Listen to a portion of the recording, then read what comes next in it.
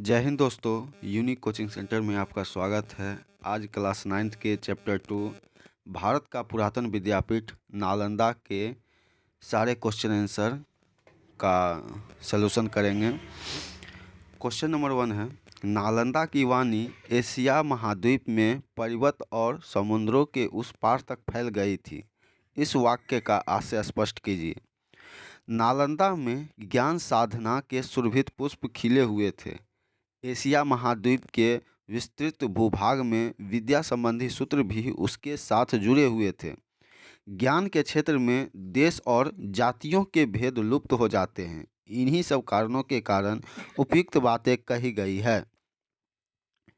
अगला क्वेश्चन है, मगध की प्राचीन राजधानी का नाम क्या था और वहाँ कहाँ अवस्थित है? मगध की प्राचीन राजधानी का नाम राजगृह था और वह 5 पर्वतों के मध्य में बसी हुई गिरिब्रज या राजगृह नाम से प्रसिद्ध थी।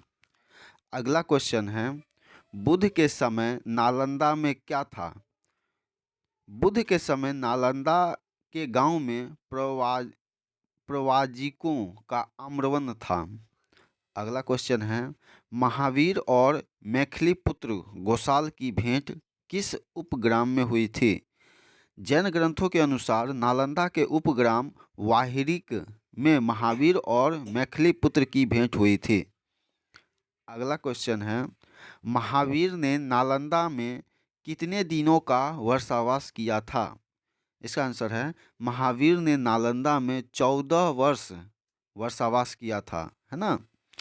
अगला क्वेश्चन है, तारानाथ कौन थे? उन्होंने नालंदा को किसकी जन्मभूमि बताया है? तिब्बत के विद्वान इतिहास लेखक लामा तारानाथ तिब्बत के निवासी थे और उनके अनुसार नालंदा सारिपुत्र की जन्मभूमि थी। अगला क्वेश्चन है, एक जीवंत विद्यापीठ के रूप में नालंदा कब विकसित हुआ? नालंदा की प्राचीनता की अनुश्रुति बुद्ध अशोक दोनों से संबंधित है, किंतु एक प्राणवंत विद्यापीठ के रूप में उनके जीवन का आरंभ लगभग गुप्त काल में हुआ। अगला क्वेश्चन है, फाहियान कौन थे? वे नालंदा कब आए थे? फाहियान चीनी यात्री थे जो 4वीं सदी में नालंदा आए थे। उन्होंने सारिपुत्र के जन्म और परिनिर्वाण स्थान पर निर्मित सपुत के दर्शन किए। अगला क्वेश्चन है, हर्षवर्धन के समय में कौन चीनी यात्री भारत आया था? उस समय नालंदा की दशा क्या थी? हर्षवर्धन के समय 7वीं सदी में युआन चांग भारत आए थे। उस समय नालंदा अपनी उन्नति के शिखर पर था।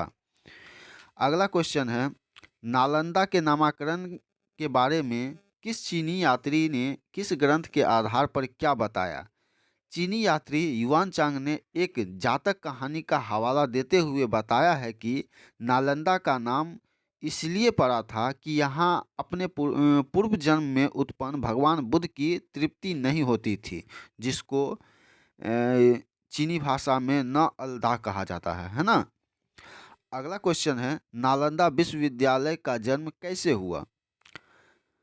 नालंदा विश्वविद्यालय का जन्म के उदार नालंदा विश्वविद्यालय का जन्म जनता के उदार दान से हुआ। कहा जाता है कि इसका आरंभ 500 व्यापारियों के दान से हुआ था, जिन्होंने अपने धन से भूमि खरीदकर बुद्ध को दान में दी थी। अगला क्वेश्चन है, यशोवर्मन के शिलालेख में वर्णित नालंदा का अपने शब्दों में चित्रण कीजिए। 8वीं सदी के यशोवर्मन के शिलालेख में नालंदा का बड़ा भव्य वर्णन किया गया है। यहाँ के विहारों की पंक्तियों के ऊंचे ऊंचे शिखर आकाश में मेघों को छूते थे। उनके चारों ओर नीले जल से भरे हुए सरोवर थे, जिनमें सुनहरे और लाल कमल तैरते थे। बीच बीच में सघन आम्रकुंज की छाया थी, जहाँ के भवनों के शिल्प और स्थापत्य को देखकर आश्चर्य होता था। उनमें अनेक प्रकार के अलंकार और सुंदर मूर्तियाँ थीं। यूँ तो भारतवर्ष में अनेक संधाराम है, किंतु नालंदा उस सबसे अद्वितीय है। अगला क्वेश्चन है, इतिसंग कौन था? उसने नालंदा के बारे में क्या बताया है?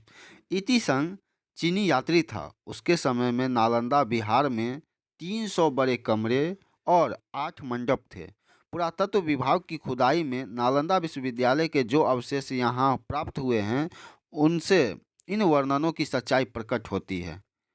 अगला क्वेश्चन है, विदेश के साथ नालंदा विश्वविद्यालय के संबंध का कोई एक उदाहरण दीजिए।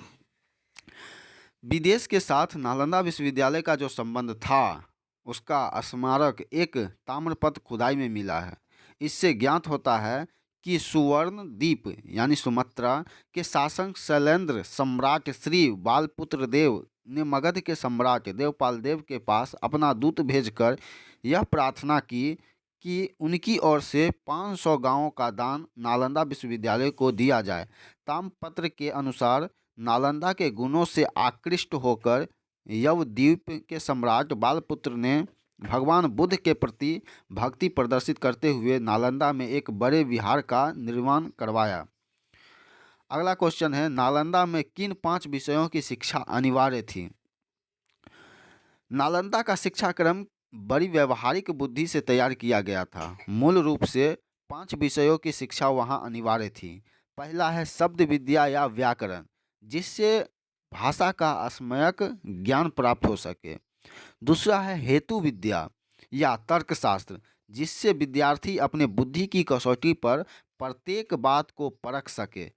तीसरा है चिकित्सा विद्या, जिसे सीखकर छात्र स्वयं स्वस्थ रह सके एवं दूसरों को भी निरोग बना सके। चौथा है शिल्प विद्या। एक न एक शिल्प विद्या को सीखना यहाँ अनिवार्य था, जिससे छात्र में व्यवहारिक और आर्थिक जीवन की स्वतंत्रता आ सके। पांचवा है, इसके अतिरिक्त अपनी रुचि के अनुसार लोग धर्म और दर्शन का अध्ययन करते थे। अगला क्वेश्चन है, नालंदा के कुछ प्रसिद्ध विद्वानों की सूची बनाइए। जिस समय धर्मपाल इस संस्था के कुलपति थे, उस समय शीलभद्र, ज्ञानचंद्र, प्रभामित्र, स्थरमती, गुणमती आदि अन्य आचार्य युवानचांग के समकालीन थे, मतलब उस समय एग्जिस्ट किया करते थे। शीलभद्र से युवानचांग की क्या बातचीत हुई? इसका आंसर है, जब युवानचांग नालंदा से विदा होने लगे, तब आचार्य शीलभद्र एवं अन्य भिक्षुकों ने अपने यहाँ रह जाने के लिए अनुरोध किया। युवानचांग ने उत्तर में यह वचन कहे, यह देश बुद्ध की भूमि है, इसके प्रति प्रेम न हो सकना असंभव है, लेकिन यहाँ आने का मेरा उद्देश्य यही था, अपने भाइयों के हित के लिए मैं भगवान के महान धर्म की खोज करूं। मेरा यहाँ आना बहुत ही लाभप्रद सिद्ध हुआ। अब यहाँ से वापस जाकर मेरी इच्छा है कि मैं जो मैंने पढ़ा सुना है, उसे दूसरे के हितार्थ बनाऊं और अनुवाद के रूप में लाऊं, जिसके फलस्वरूप अन्य मनुष्य भी आपके प्रति उसी प्रकार कृतज्ञ हो सके जिस प्रकार मैं हुआ हूँ। इस उत्तर से शीलभद्र को बड़ी प्रसन्नता हुई और उन्होंने कहा, यह उदार विचार तो बोधित्वों जैसी है। मेरा हृदय भी तुम्हारी सदाशाओं का समर्थन करता है। अगला क्वेश्चन है, विदेश में ज्ञान प्रसार के क्षेत्र में नालंदा के विद्वानों के प्रयासों का वर्णन कीजिए। पहले तो तिब्बत के प्रसिद्ध सम्राट श्वेंगछन-गप्पो, जो 630 ईस्वी के आसपास है, ने अपने देश में भारतीय लिपि और ज्ञान का प्रचार करने के लिए अपने यहाँ के विद्वानों थोमिन्स मोट को नालंदा भेजा, जिसने आचार्य देविद सिंह के चरणों में बैठकर बौद्ध और ब्राह्मण साहित्य की शिक्षा प्राप्त की। इसके बाद 8वीं सदी में नालंदा के कुलपति आचार्य शांतिरक्षित तिब्बती सम्राट के आमंत्रण पर उस देश में गए। नालंदा के तंत्र विद्या के प्रमुख आचार्य कमनशील भी तिब्बत गए थे। इन विद्वानों में आचार्य पद्मसंभव, जो कि 749 ईस्वी के आसपास थे, और दीपशंकर श्री ज्ञान का अतीश, जो 980 के आसपास थे, के नाम उल्लेखनीय है।